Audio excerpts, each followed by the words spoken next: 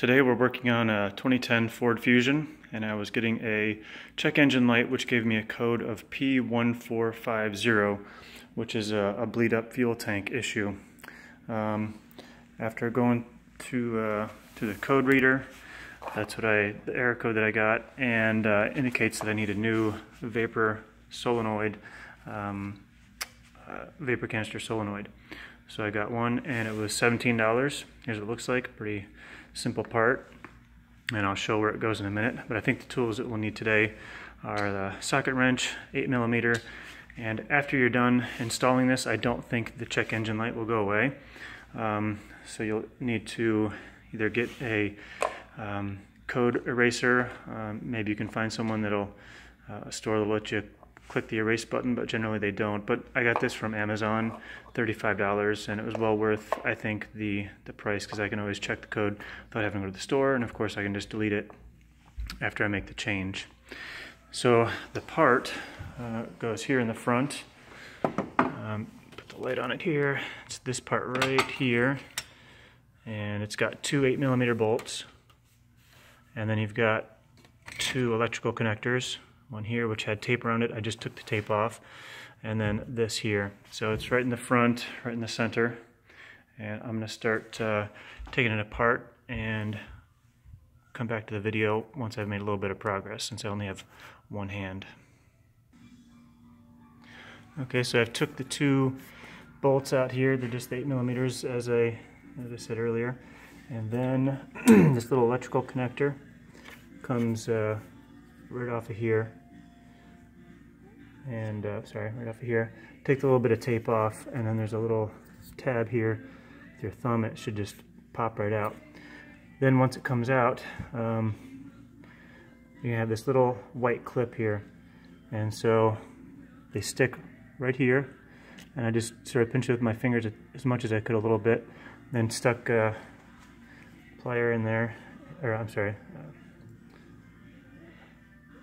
stuck the screwdriver in there and pulled it out a little bit, because it's going to have to come, this is going to come straight off the top of it.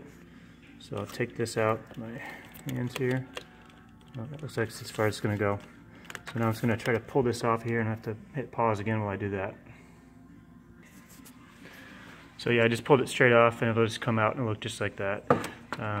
So this white plastic thing will stay around here, and that'll be the end of that. So now you've got this part taken out.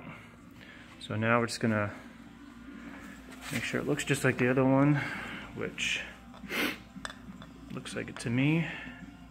And we'll just reverse everything and put it back in place. Put the bolts in there first. It's gonna go like that. Then the electrical connector will go on there, and then I'll put that on there as well. So I do that, and I'll hit pause one more time.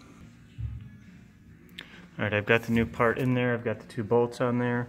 I put the electrical connector, the top one at least, back in there first.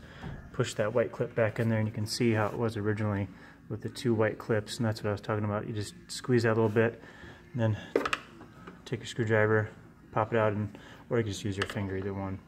And so now I'm putting in the bolts, two of them here, finger tight. And then I'm going to put the electrical connector back on there, and I'll put a little bit more black tape on there like they had before. And then I'm fairly certain that this will not turn off the check engine light, but I won't know for a few miles, but I'm just going to turn it off anyway. I had turned it off originally a couple times just to make sure that it wasn't a random error code that the car was getting. So since I have to do a check, state emissions check, I knew it wasn't going to pass if it was throwing any error codes.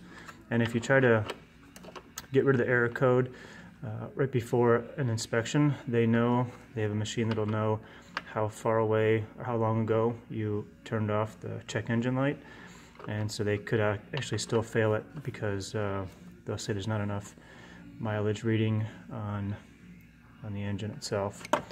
So just got that down snug. Should be good. The electrical connector is right here, and that little bit will fit right over here. Make sure I got it going the right way. Yep. So the little tab is facing you. You hear it snap into place, and then it shouldn't come up. But I'm just going to put a little bit of tape on there. They just had some black tape from the factory, obviously, to hold it in place. So I'm going to do that. Make sure it's all snug. So that should all there. That's all there is to it. $17 part, maybe 5-10 minutes worth of work, and then just like I said, you'll have to have someone probably turn off the check engine light later on. I guess you could try driving around with it and see if it turns off, but I don't think it will. So that's it. I hope you enjoyed that, and good luck.